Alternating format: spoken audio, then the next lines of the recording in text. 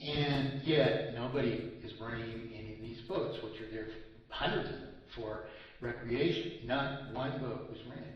And I mentioned that to him, and you know, and he says, "Yeah, it's getting really bad, isn't it?" And I said, "Well, yeah, but it can only get worse unless we do something about it." And you know, of course, next thing you know, we're talking about mathematically perfected economy, much like we may have in our first show here. It just went on for hours, and you know, his grandson's in the backseat. The car is running. 15 minutes into this, his wife is so interested that she gets out of the car and stands there with me, and the three of us are talking about solution, the cause of this problem and solution. And these people, in the end of this, they're practically in tears, you know. And they're very, very intelligent people, and we had a very, very, very good discussion. But this man and woman started telling me that I need to be out in the public. I need to be telling people all these things because I have the answer, and people need this. They have to understand. Well, they said, you know, imploringly, you have to give it to us, all of us. You know, they wanted me to, you know, here I am, I spend, you know, incredible hours at this every week, all week long for so many years, it's ridiculous. And yet, here is a wonderful couple. And in fact, they've been living in the United States for quite a while. They'd just gone through foreclosure, bankruptcy. They began telling me that they were happy at least to get rid of their debt. And then when they realized, when I told them about solution, how they could have preserved their property, their jaws were dropping more and more, and they were in shock, you know. So they implored me to do everything that I could to rise to the highest offices of government if possible. They asked me, they didn't just ask me, and they didn't just beg me. They begged me end on end on end to run for president even, all right?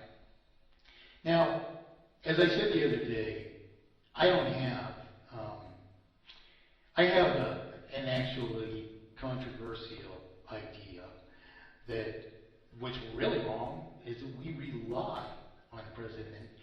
And this is why I read this comment by Native Son the other day. He was saying that real power would be for the people to not rely on leaders. That is to recognize solution, to not rely on someone else to author it, to establish it, despite a whole government, if you think about it, that is opposed to it because they've been put in power and they spend every day in power preserving these very crimes against us. You're not going to get a leader like that. And the whole idea of we need a president to run and establish mathematically perfected economy is a wrong one. Number one, you're probably not going to elect the author of solution. Maybe you would. But still, what's going to happen? Same thing that happened to Kennedy, the same thing that happened to Lincoln. Do you know why? Because you don't understand it well enough. Because you are not disposed enough to do it yourselves, that it will happen anyway. So in truth, my belief is that the greatest thing that I could do would be to establish mathematically perfected economy without becoming president. Nonetheless, you know, this man walked with his wife and their grandson clear around this lake, you know, halfway around the lake to the other side, rented the only boat that went out that day. And I went back in the camper and went back to work. And about 10 minutes later, there's a little knock on the side of the camper again, and here's this gentleman. He's not in the boat. His wife is pedaling around with her grandson by themselves. He's practically, you know, he's practically crying because he's realized something, and he has to talk to me a little bit more. He says, you know, he said you have to do everything you have to do. He says, no, young man, that's not good enough. He says, I don't know what it is, but you have to do it. You have to find it, and you have to find the way to do this, because we all need you to do that. There's nothing that you should ever, nothing that would serve this purpose that you can leave undone. Well, in truth, what my idea of how to resolve this is, because I don't inform on a regular basis that I'm going to be killed. We've got law and law firm guys advocating that I'm drug out in the street and shot. And we can say whatever we want in response to that, but the fact of the matter is, we don't have a candidate, and we're not going to get a candidate who will serve us unless we are of such devotion to solution ourselves that we will not be denied it. So, if I was to answer to this elder gentleman, this is what I advocate. And that is that we have to act jointly together, despite having a president, in such a way, and we have to have a means to do this. Well, I've been working on that means for a long time. It's been engineered for a long time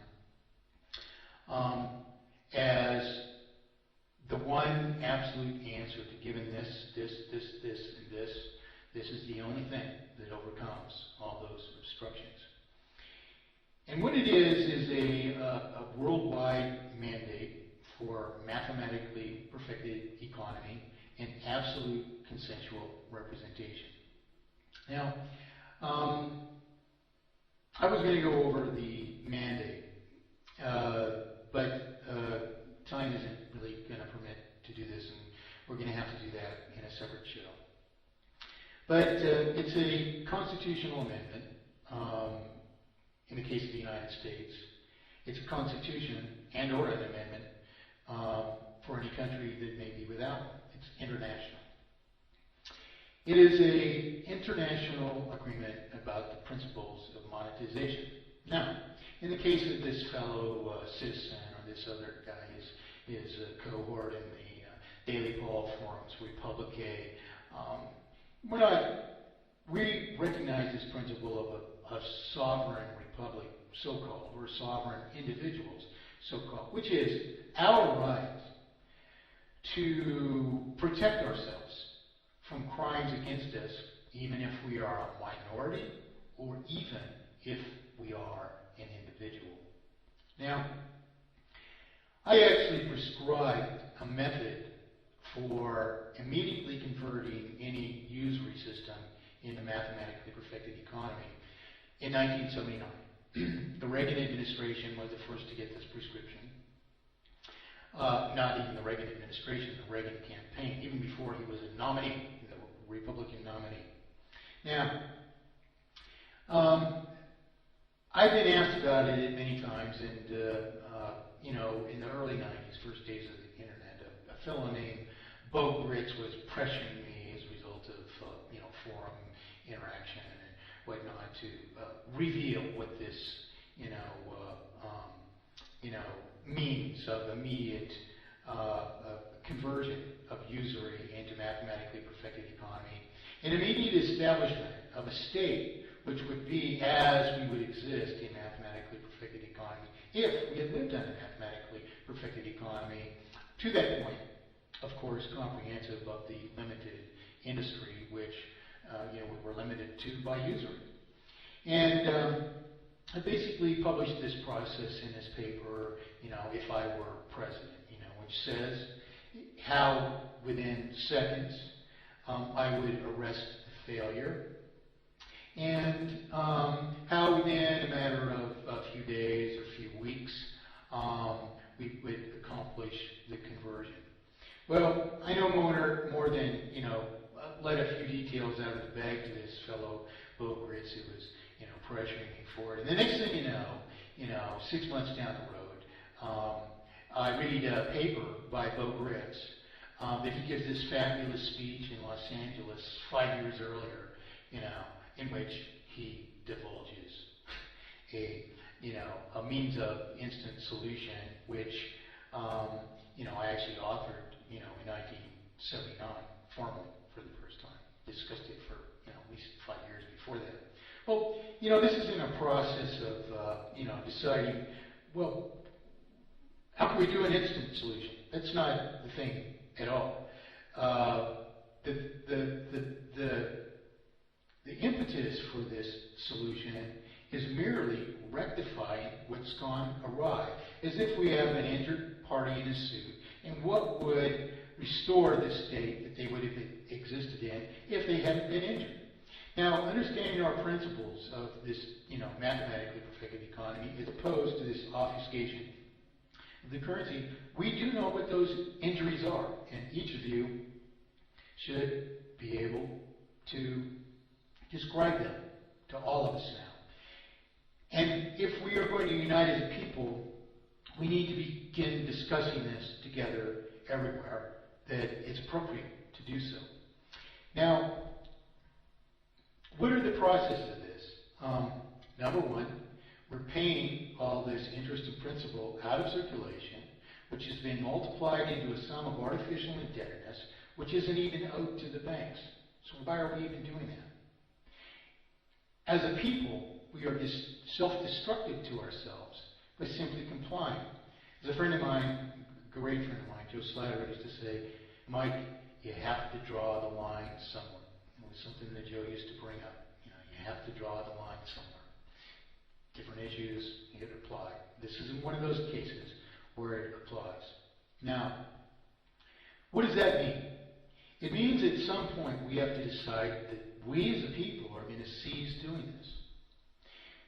The IRS, for instance, is collecting taxation from us to pay interest on the people's promissory obligations to each other, which now comprise an artificial debt to mere publishers of our promissory obligations to each other, to whom this money wasn't even owed, who risked no property, who are not real creditors, and charged us interest and multiplied all this original principal into all this further interest. You probably read way back when Reagan was president that, a third of your money or whatever it was is going toward interest now in taxes, and it's gone up and up and up and up, and the debt's growing and growing and growing to these people that have just obfuscated the currency. Well, how preposterous is all this? If I explain really quickly, we have a woman who's a friend of ours. Don't see her very often. She happens to live in an area of the state that I live in. It's not too far away, and I know this woman since, the earlier 1980s. And she has a piece of property. It's about a square mile.